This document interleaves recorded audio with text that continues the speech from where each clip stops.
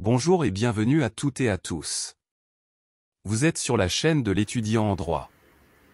Nous sommes sur Légifrance pour commenter un arrêt.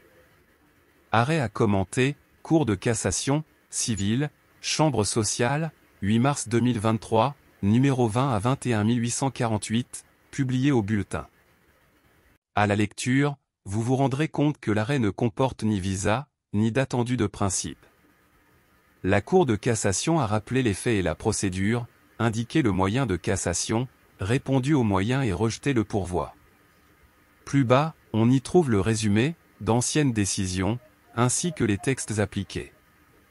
Cela atteste de la spécificité des arrêts de la Cour de cassation.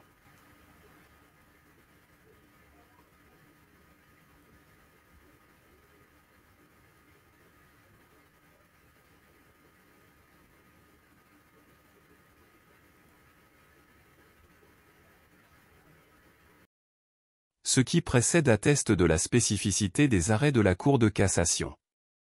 La question est abordée dans l'ouvrage de Céline Laronde-Clérac et autres, page 29 et suivant.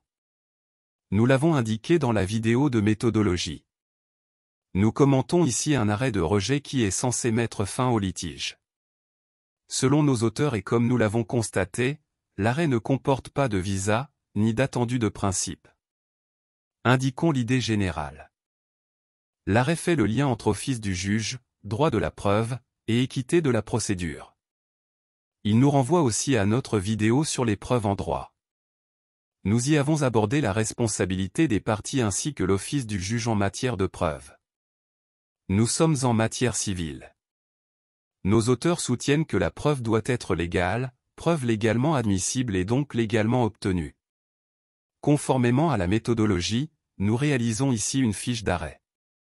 Prochainement, la rédaction complète de la vidéo sera indiquée dans la description.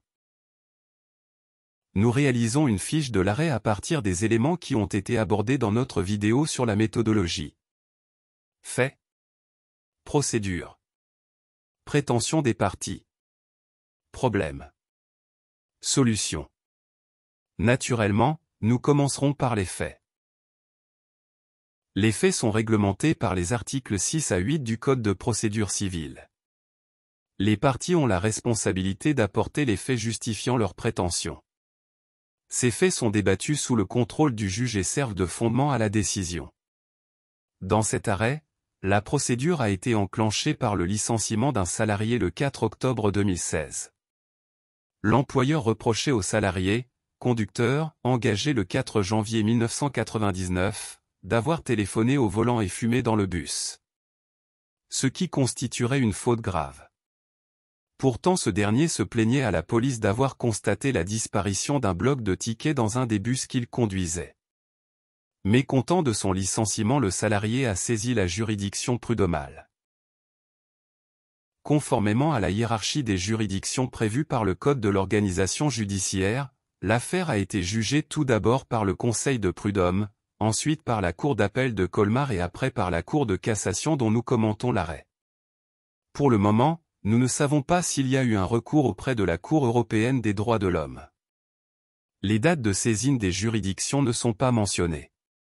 Nous avons pu voir que l'arrêt de la Cour d'appel de Colmar a été rendu le 22 septembre 2020, celle de la Cour de cassation le 8 mars 2023. Un moyen de cassation est indiqué dans cet arrêt. L'arrêt ne mentionne pas les prétentions des parties devant le Conseil de prud'homme et la Cour d'appel. Nous avons pu voir un moyen de cassation invoqué devant la Cour de cassation. Celui-ci est relatif à la licéité et la loyauté de la preuve.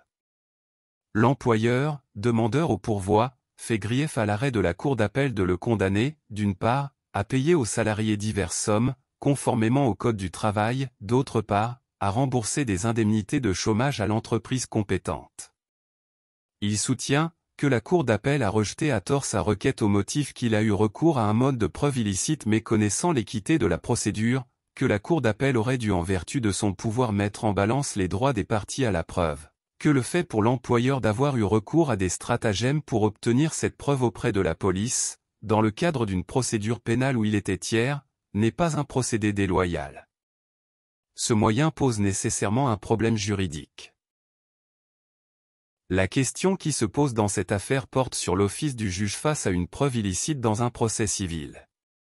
Nous choisirons parmi celles qui suivent. Quelles sont les responsabilités des parties et du juge en matière de preuve dans un procès civil? Quel est l'office du juge face à une preuve illicite dans un procès civil? Le juge doit-il accepter une preuve illicite dans un procès civil? Quelles sont les preuves admissibles dans un procès civil? La Chambre sociale de la Cour de cassation a solutionné l'affaire. Les juges de cassation ont rejeté le pourvoi, sens, pour ce qui suit, la motivation. L'arrêt est motivé au point 7 à 12. Le plan de notre travail découle de la solution. Notre plan se trouve au point 12 de l'arrêt où la Cour de cassation a rappelé l'office du juge et l'irrecevabilité d'une preuve illicite. 12 de ces constatations et énonciations, la Cour d'appel, qui n'était pas tenue de procéder à la recherche invoquée par la première branche, laquelle ne lui était pas demandée, partie 1, a pu déduire que le procès-verbal litigieux avait été obtenu de manière illicite et était dès lors irrecevable, partie 2. Ne reprenant pas les termes de l'arrêt, nous devons rechercher un plan définitif. Rentrez dans notre univers pour voir comment nous recherchons les idées pour construire notre plan. Ci-après des titres qui nous sommes venus à l'esprit. Ils seront organisés pour construire le plan définitif du travail. L'admissibilité des modes de preuve dans un procès civil. L'irrecevabilité de certains modes de preuve dans un procès civil. L'irrecevabilité des preuves illicites dans un procès civil. Le rejet logique d'une preuve illicite. L'office du juge dans un procès civil. L'enracinement de la loyauté de la preuve. Vers un droit fondamental de la preuve. La suite logique, prolongement, rebondissement, continuation, d'une jurisprudence antérieure. Un autre nom indiqué sur le tableau. La responsabilité des parties en matière de preuve dans un procès civil. C'est sur ce point que nous concluons cette vidéo. La vidéo du jour est terminée. Le 30 septembre prochain, nous vous indiquerons dans la description la rédaction complète du commentaire d'arrêt. Nous vous remercions de votre attention. Avant de partir, abonnez-vous à notre chaîne si ce n'est pas encore fait. Ainsi, vous serez notifié de la publication de nos prochaines vidéos de droit.